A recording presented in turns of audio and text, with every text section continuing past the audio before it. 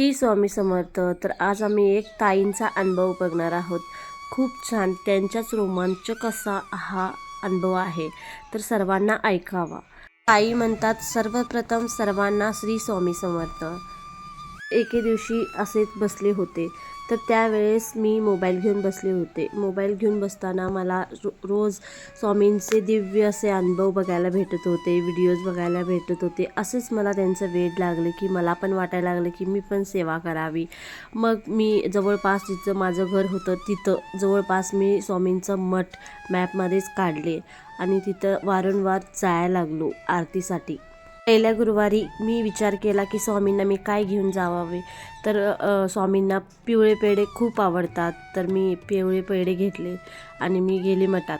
तर गेल्यानंतर काय झालं की तिथं मी जायच्या आतच की आरती चालू झाली. तर मी तिथे गेल्यानंतर स्वामी सेवक बोलायला लागले की नाही, तुम्ही आता हे पेढे आणून काहीच उपयोग नाही. ते आरतीच्या अगोदरच स्वामींना निवद दाखवलं जातं, त्याच्यानंतर नाही, असे बोलायला लागले. मला खूप वाईट वाटायला लागले. मी सेवेकरी बोलायला लागले की असंच तुम्ही संध्याकाळी ठेवा, ते बॉक्स संध्याकाळी निवेदनात दाखवले जाईल.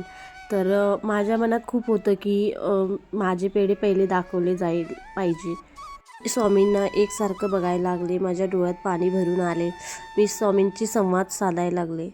स्वामींना एकटक बघत होते. तेव्हा म्हणले मी की स्वामी, की मी तुम्हाला आणलेला प्रसाद तुम्हाला मान्य नाही, माझा नमस्कार तुम्हाला मान्य नाही, असं का स्वामी? तर तेवढ्यातच काय घडलं स्वामी भक्तांनो, थोडा आतमधून एक व्यक्ती आला आणि तोच पेढ्याचा बॉक्स घेतला आणि स्वामींच्या पुढे नेऊन ठेवला. आणि मला हेच बरं कळालं नाही की तो माणूस तीच बॉक्स घेऊन परत स्वामींच्या पाशी ठेवला. असे का बरे घडले? मिनिटातच ते तिथून पेढे घेतले आणि सर्वांना वाटायला लागले. मला खूप आनंद झाला की स्वामींनी माझा मुजरा मान्य केला. कोणाच्या थ्रू बुद्धी काय दिली आणि ते करून घेतलं. मला खूप छान वाटले, मी खूप खुश झाले. स्वामींवर खूप विश्वास ठेवले आणि स्वामी प्रत्येक गोष्ट ऐकतात आणि ते करून पण घेतात.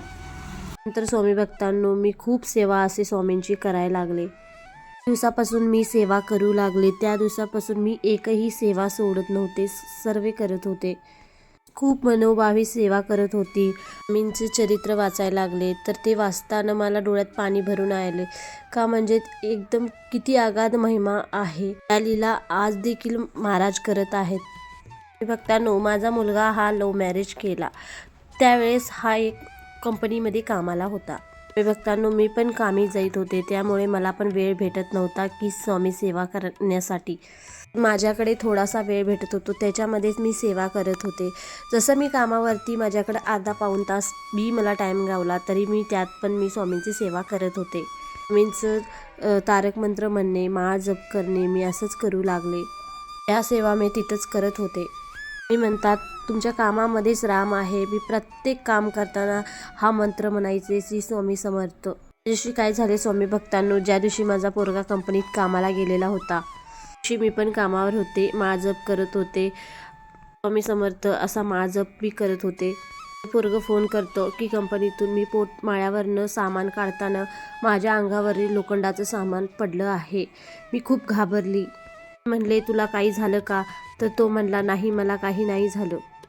म्हणले, तुला काही झालं का, लागलं का? तर तो बोलला की नाही, मला अलगद साईडला केल्यासारखं झालं, एकदम जसं काही कोणतर माझ्या पाठीमागनं येऊन मला साईडला केल्यासारखं वाटलं. म्हणले की महाराजच तुझ्या मदतीला आले असतील, मी असं बोलले त्याला. दोन संध्याकाळी मी कामावरनं घरी गेले, तर तिथे देव मंदिर बघून माझ्या पायाखालची जमीनच हादरली. कारण महाराजांचा जो फोटो होता तो खाली येऊन पडला होता. फोटोवरच्या काचा सगळीकडे पडलेल्या होत्या. जे माझ्या मुलावर संकट येणार होतं ते स्वामींनी त्यांच्यावर घेतलं, मला वाटू लागलं. आणि हा एक दिव्य अनुभव होता माझ्यासाठी. स्वामींनी सगळा घडवून आणलेला. स्वामी भक्तांनो, माझा मुलगा हा खूप दिवसाने त्याच्या मित्रांच्या बरोबर फिरायला गेलेला होता. जी सून होती ती घरी होती आणि लग्नाला फक्त 6 महिने झालेले होते. त्यामध्ये स्वामींचा तारक मंत्र चाललेला होता. आम्ही म्हणत होतो त्याला, नको जाऊ, नको जाऊ, लग्नाला 6च महिने झालेले आहेत, तरी तो आमचं ऐकत नव्हता. तिचे 12 वाजले, तो घरी आला नव्हता. आम्ही फोन करताना तो फोनही उचलत नव्हता.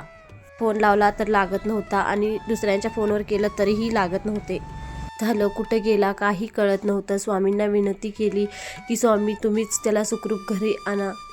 स्वामींना बोलले की तुम्ही त्याच्या पाठीशी राहा आणि मला रात्रभर झोपच लागत नव्हती. रात्रभर तो आलाच नाही. सकाळी उठून आम्ही फोन लावलो, त्यावेळेस कळालं की त्यांचा खूप मोठा ॲक्सिडेंट झालेला होता. त्यावेळेस कळालं की गाडी धडकली आणि चाक फुटून एका कोपऱ्याला लागली होती. मोठा ॲक्सिडेंट झालेला होता. तर तो बोलला, आई मला कुठेच लागलेलं नाही, मला कुठेच खरचटलेलंही नाही, आई मी सुखरूप आहे. बोलला, आई माझ्या संगत सगळी आहेत, त्यांना पण काहीही झालेलं नाही आहेत, सगळी सुखरूप चांगले आहेत. स्वामींना मी खूप आभार मानले, स्वामींनी वाचवलं. तिथे काम करत होते मी, तिथं दिवा वगैरे लावू नाही शकत. अगरबत्ती घेऊन जाते आणि तिथे लावते. ते स्वामी चरित्र वाचू लागले. त्याच्यानंतर मी तारक मंत्र म्हणायला लागले होते. मी रोज 11 वेळा असे म्हणत होते आणि मी काडीपिटी जवळ घेऊन बसलीच नव्हती. तर मी एकच उदबत्ती लावली होती. तर मी विचार करू लागले की एकच बिना अग्नी जळता मी कसं काय सेवा करू, असे मी विचार करू लागले. मी भक्तांनो, मी 2 मिनिटापूर्वी डोळे झाकले होते तर उघडून बघते की अर्धी उदबत्ती जी जळालेली होती ती पूर्ण उदबत्ती जळत्याली मला दिसली. हेच मला कळालं की स्वामी प्रत्येक भक्तांच्यावर बारीक नजर ठेवून असतात. एखादा भक्त अंतःकरणापासून सेवा करत असेल तर ते स्वामी स्वीकारतात म्हणजे स्वीकारतातच. दिवशी मला हा खूप मोठा अनुभव आला. तिला खूप म्हणायचे की स्वामींची सेवा कर, तर तिला थोडासा पण विश्वास ह्या गोष्टीत नव्हता. म्हणायची कर्म चांगले केले तर सर्व काही व्यवस्थित होतं अशी बोलायची की स्वामींची सेवा वगैरे काहीही बोलू नका, तर मी तरी काही करणार. स्वामींना मी म्हणले, काय असेल ते तुम्हीच बघा. तर जे म्हणतात ना की जे होईल ते चांगल्यासाठीच होतं. वाटतं की हे स्वामींनीच केलं आहे का, म्हणजे मी खूप प्रार्थना करत होते की ती सेवेमध्ये यावं, तर त्याच्यासाठीच हे घडवून घेतलं असेल. काय सांगू स्वामींची लीला. एका वर्षात आमच्या घरात पाळणा हल्ला. त्याच्यानंतर माझी सून जी आहे ती सेवेकरी झाली.